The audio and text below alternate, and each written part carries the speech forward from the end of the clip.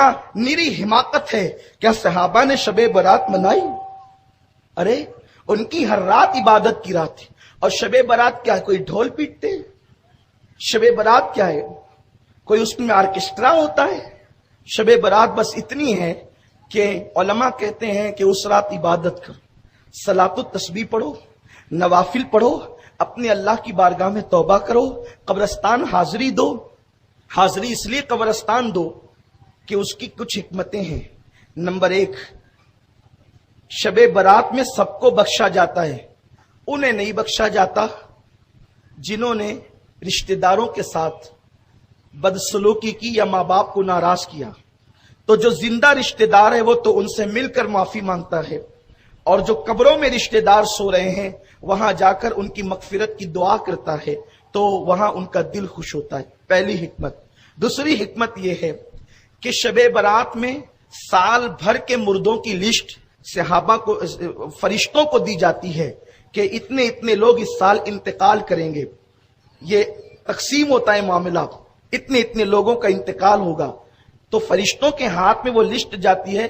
आका फरमाते बहुत से लोग होते हैं जो हंसी कर रहे होते हैं, बहुत से लोग होते हैं जो खा रहे होते हैं, बहुत से लोग होते हैं जो शादी के प्लान बना रहे होते हैं, लेकिन अल्लाह के यहाँ उनके लिए कलम चलता है कि उनका नाम जिंदों से निकालकर मुर्दों की फहरिस्त में लिखा जाता है। तो अब हम उस रात कब्रिस्तान इसलिए रहते हैं ताकि हमारी मौत हमें याद आए, और जब हमारी मौत हमें याद आती है तो हम अपने लिए मगफिरत की दुआ करते हैं, हम तौबा करते हैं, इस्तिगफार करते हैं, अपनी जिंदगी को बदलने की कोशिश करते हैं। बल्कि कितनी वाज़ेह हदीस है जो जिसको हमारे असलाफ ने अपनी किताबों में लिखा। सरकार गौसुल आजम दस्तगीर लिखते हैं, हजरत अल्लामा जलालुद्दीन सयूती लिखते हैं, इस तरह से बहुत से बुजुर्गों ने लिखा। हदीस ये है कि अम्मा आयशा सिद्दीका का जो लक़ब है, और मुहद्दिसीन ने भी इसको इस एतबार से लिखा, शबे बारात के हवाले से नहीं लिखा, अम्मा आयशा के हवाले से लिखा। अम्मा आयशा का नाम आयशा है, सिद्दीक की बेटी इसलिए सिद्दीका है, लेकिन उनका एक लक़ब है हुमैरा, उन्हें हुमैरा कहते हैं। और ये लक़ब हुजूर अलैहिस्सलाम ने अम्मा आयशा को दिया। क्या? हुमैरा। हुमैरा का मतलब आप यूं कर सकते हैं सुर्ख रंगत वाली, सुर्ख रंगत वाली को कहते हैं हुमैरा। अब इस पर मुहद्दिसीन ने जो बहस की है कि हुजूर अलैहिस्सलाम ने अम्मा आयशा को हुमैरा का लक़ब क्यों अता फरमाया, हुमैरा क्यों कहा, तो बात यह है कि अम्मा आयशा खुद फरमाती है। रावी कौन है? अम्मा आयशा सिद्दीका, मेरे रसूल की महबूब ज़ौजा अम्मा आयशा सिद्दीका अहादीस में बड़ी बारीक नजर रखने वाली, हजारों ताबईन की उस्ताद हैं, सैकड़ों सहाबा की उस्ताद हैं। अम्मा आयशा 1/3 इस्लाम उम्मत तक पहुंचाने वाली है अम्मा आयशा। अम्मा आयशा वो है जिसकी शान में अल्लाह ने सूरह नूर की आयतें नाजिल की। अम्मा आयशा मोमिनीन की माँ वो है जिसके बिस्तर पे कुरान नाजिल हुआ। कायनात की कोई औरत जनाब हव्वा से लेकर के आज तक, आज से लेकर कयामत तक कोई औरत न पैदा हुई है न पैदा होगी जिसके बिस्तर पे कुरान नाजिल हुआ। ये अम्मा आयशा का बिस्तर है कि हुजूर उस बिस्तर पे मौजूद होते और अल्लाह का कलाम नाजिल होता। ये भी मेरे नबी की शान है।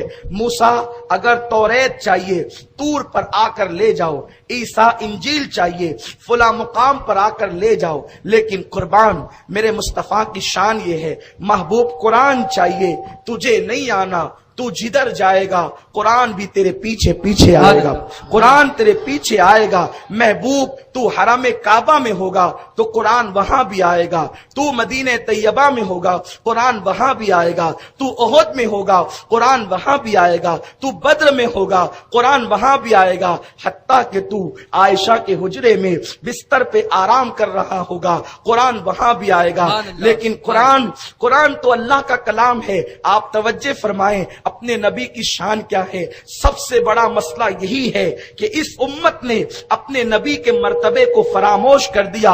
बस پتا نہیں یہود و نصارہ نے کیسے کانٹے تمہارے درمیان بو دیے، اب تمہارے اندر ملاپ کی کوئی گنجائش نظر نہیں آتی، اتنی گندگیاں بو دی گئی، اب ایک دوسرے سے ملنے کا کوئی وقت تمہیں نہیں ملتا، اس لیے کہ یہود و نصارہ کی فکر تھی مسلمانوں کے دل میں نبی کے لیے شکوک و شبہات ڈال دو اور اس قوم کو نبی سے اتنا دور کر دو کہ یہ قوم ٹکڑیوں میں بٹ جائے، یہ قوم فرقوں میں بٹ جائے، اور تمہیں فرقوں میں بانٹ دیا گیا۔ مسلمانوں، فرقوں میں بٹنے کا وقت نہیں ہے، اس وقت تو نبی پاک صلی اللہ علیہ وسلم کو اللہ نے جیسا بنایا ہے اس عقیدے پر متحد اور متفق ہونے کا وقت ہے۔ زمانہ تمہیں مٹانے کے چکر میں ہے، بیت المقدس خطرے میں ہے، حرمین شریفین خطرے میں ہے، اس وقت ٹکڑی اور فرقوں میں بٹنے کا ٹائم تو نہ تھا، اس وقت تو وقت وہ تھا کہ ابو بکر، عمر، عثمان و علی کا، سعد و سعید کا، طلحہ و زبیر کا جو عقیدہ تھا، تم اپنے انانیت کے بت توڑ کر صحابہ کے عقیدے پر آ جاتے اور ہاتھ میں ہاتھ ملا کر اسلام کا جو ہے وہ تحفظ کرتے، لیکن ہائے تمہارے درمیان ایسے پیٹ کے پجاری پیدا ہو گئے جو تمہیں ملنے نہیں دیتے، ملنے سے تمہیں روکتے ہیں۔ اگر تم آگے بڑھتے ہو حق کی طرف تو کبھی شرک کا خوف دلایا جاتا ہے، کبھی بدعت سے دھمکایا جاتا ہے۔ یاد رکھو، آپ دیکھو اپنے نبی کی شان کیا ہے، اللہ اکبر، توریت صرف توریت ہے اور اس کے علاوہ اس کا کوئی نام نہیں ہے، لیکن قرآن اللہ کا کلام ہے، اس کی کچھ صورتیں مکی ہیں، کچھ صورتیں مدنی ہیں۔ لوگ کہتے ہیں یہ مکی مدنی صورتیں کیا ہیں، مکی مدنی صورتیں کیسے ہو گئی؟ ارے وہ تو کلام اللہ کا ہے۔